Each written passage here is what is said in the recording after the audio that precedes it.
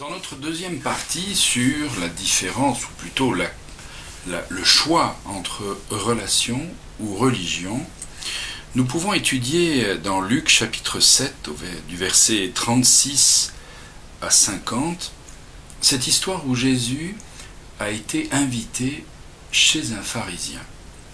Peut-être ça vous est jamais arrivé, je le souhaite, mais vous avez peut-être été invité chez un pharisien un jour. Être invité chez un pharisien, c'est l'emblème de la religion. Souvenez-vous, dans la première partie, nous avons parlé de la différence entre relation et religion. La relation, c'est ce que Dieu veut créer avec nous. La religion, c'est ce que nous croyons que nous devons faire pour devenir acceptable, voire aimé par Dieu. C'est tout un programme et complètement différent. La religion va nous épuiser. Elle va nous obliger à atteindre un standard. Et c'est justement pour ça que Jésus a accepté de venir chez ce religieux, chez ce pharisien. Ce pharisien s'appelle Simon. Jésus vient chez lui et vous savez comme ça se passe dans ces moments-là, on va regarder tout ce que vous faites. Savoir si vous êtes, peut-être vous qui êtes pasteur et qui regardez ça, vous vous souvenez avoir été invité, et c'est peut-être un boulot difficile que d'avoir une tête de pasteur, une façon de manger de pasteur, une façon de rigoler de pasteur, etc., etc. Puis les gens vont avoir une façon de vous parler particulière parce que vous êtes pasteur. Ils ne vont pas vous adresser des choses simples, ils vont essayer de faire ressortir de temps en temps quelques subtiles précisions sur leur niveau spirituel ou sur leur vie spirituelle, etc. Dans cette situation, le pharisien invite Jésus, apparemment sans machiavélisme, dirons-nous. Et puis une femme vient, une femme qui pleure, qui est là, je ne sais pas comment, peut-être avec la foule autour, il y avait probablement plus de personnes que Jésus, et cette femme est une pécheresse, cette femme va pleurer, va faire tomber des larmes sur les pieds de Jésus, et puis elle va le oindre, essuyer ses pieds avec ses cheveux, le oindre avec un parfum particulier, etc. Parce que cette femme discerne que Jésus est porteur de libération. Bien entendu, le religieux est choqué. Un religieux est toujours choqué par le péché des gens. Parce que c'est intéressant. Parce que quoi? Un religieux sera toujours choqué par le péché des gens. C'est un acte religieux. Parce que c'est oublier la réalité humaine. Que l'être humain est attiré vers le péché et qu'il va tomber, chuter toute sa vie durant. Bien entendu qu'il peut éviter certains pièges, bien entendu qu'il va grandir là-dedans, mais il ne va pas grandir en essayant de les contrôler. Il va grandir, encore une fois, en développant cette relation avec Jésus-Christ. Et c'est pour ça que Dieu est tellement intéressé à créer une relation avec nous. La religion, c'est basé sur le fonctionnement. Comment est-ce que je fonctionne avec Dieu? Comment est-ce que je vais prouver à Dieu dans mes actes que je suis adéquat, que je suis presque parfait, que je suis au niveau. Ça, c'est la religion. La religion est basée sur le fonctionnement.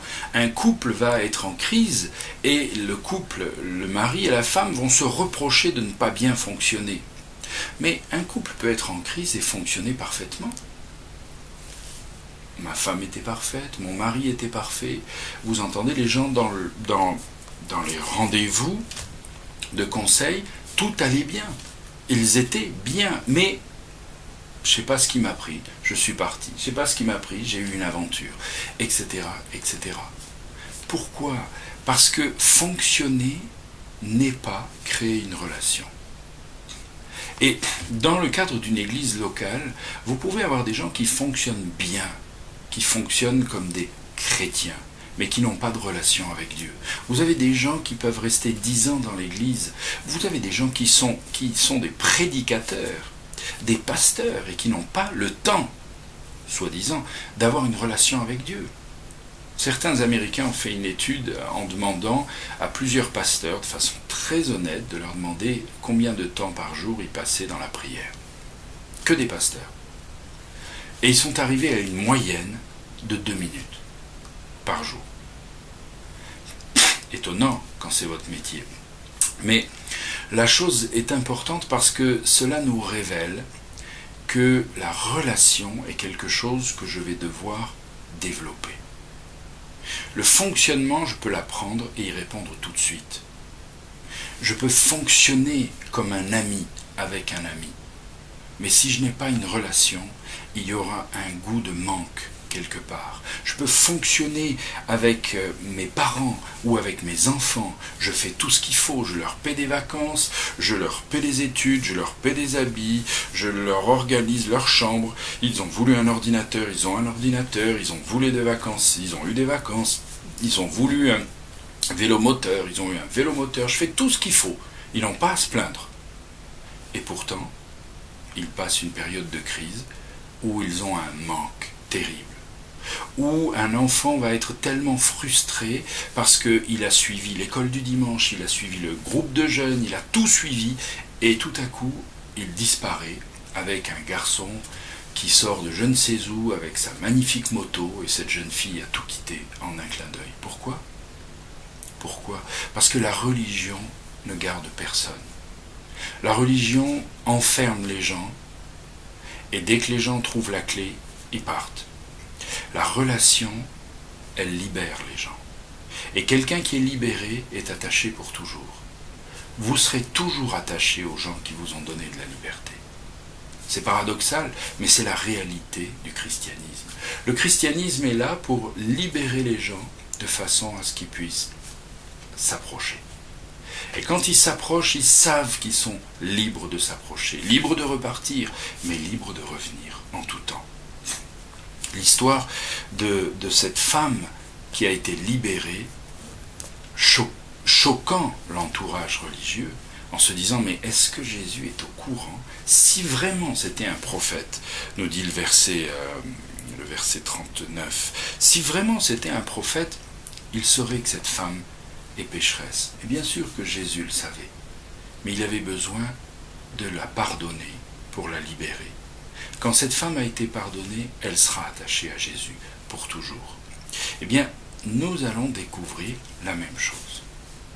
Nous n'avons pas besoin de pécher beaucoup, comme certains pensent que nous le prêchons, en disant, oui, mais ceux-là, ils encouragent à la liberté et au péché. Non, nous n'avons pas besoin de pécher beaucoup, nous avons besoin de regarder mieux. Et en regardant mieux, nous allons découvrir que nous péchons beaucoup. Je vous rappelle que le mot péché, c'est le mot en grec amartia, et amartia veut dire manquer le but. Un péché, c'est un but que nous n'avons pas atteint. Donc posez-vous la question, si vous atteignez tous les buts, non, ça veut dire que vous péchez suffisamment. Suffisamment pour être soulagé par le pardon. Peut-être pensez-vous encore que vos péchés sont plus légers que ceux des autres. Ça, c'est de la religion. La religion, elle évalue, elle pèse, elle essaie de prouver la justice des gens, alors que la relation, elle a déjà réglé le problème de justice. Jésus-Christ a réglé le problème de justice à la croix. Et comme il l'a réglé, eh bien je peux rentrer en relation. Cette relation va construire mon âme, alors que la religion établit des règles. La religion, elle fabrique des règles. Et la religion va toujours reprocher la relation. C'est ce qui se passe avec cet élément où Simon est choqué. C'est ce qui se passe dans Luc chapitre 19, où quand on voit l'histoire de Zachée, les gens vont être étonnés, voire choqués, que Jésus-Christ puisse aller dans la maison de cet homme. Que Jésus-Christ puisse parler à cet homme. Et le premier qui est étonné, c'est Zachée lui-même. Petit homme, collecteur d'impôts, qui essaie de surveiller, de voir ce que Jésus-Christ va apporter. Et Jésus lui dit, il faut que je vienne aujourd'hui dans ta maison. Il faut que je demeure aujourd'hui dans ta maison. Aujourd'hui. Est-ce que ça veut dire que Zachée va devoir mettre de l'ordre? Zachée n'a pas préparé l'arrivée de Jésus. Ni dans sa vie, ni dans sa maison. Il ne va pas rien pouvoir cacher. Vous savez, comme c'est, on pourrait imaginer, Jésus-Christ nous dit aujourd'hui, mon ami, toi qui regardes là l'écran, aujourd'hui, je viens chez toi. Je viens dans ta chambre. Ouf. Est-ce que j'ai le temps de... Attends-moi dans le salon. Je vais ranger un peu ma chambre. Ranger un peu ma vie. Je dois ranger... Tu comprends, Dieu, il faudrait que je mette... Enfin, je vais changer certaines choses, je vais arrêter telle et telle chose, je vais mettre en ordre ma vie. Et après, tu pourras venir. Mais à quoi servirait notre relation avec Jésus-Christ si on venait parfait devant lui? À quoi servirait le sacrifice de la croix si je venais parfait vers Dieu? À rien. Je ne serais même pas reconnaissant puisqu'il n'aurait rien payé de ce que j'ai fait, puisque j'ai tout fait. C'est pour ça que nous n'avons pas à craindre de nous présenter tels que nous sommes. Nous n'avons pas à craindre ou de nous stresser, d'essayer de mettre les choses en ordre avant de commencer une relation. Commençons notre relation avec Dieu. Et cette relation mettra les choses en ordre. Pas je mettrai les choses en ordre après, c'est pas la question. C'est cette relation fait que je n'ai plus besoin de vivre ce style de vie, que je n'ai plus besoin de réclamer ce style d'approbation ou d'avoir ce style d'image que je présente aux gens. La religion déteste ce principe. La religion n'aime pas ce que j'enseigne aujourd'hui. Parce que la religion, elle veut payer, elle veut travailler, elle veut des efforts, elle veut remettre en ordre et elle veut surtout pouvoir condamner et juger. La relation, encore une fois, c'est ce que Dieu nous invite à vivre. Rentrons en relation, tout simplement, pour être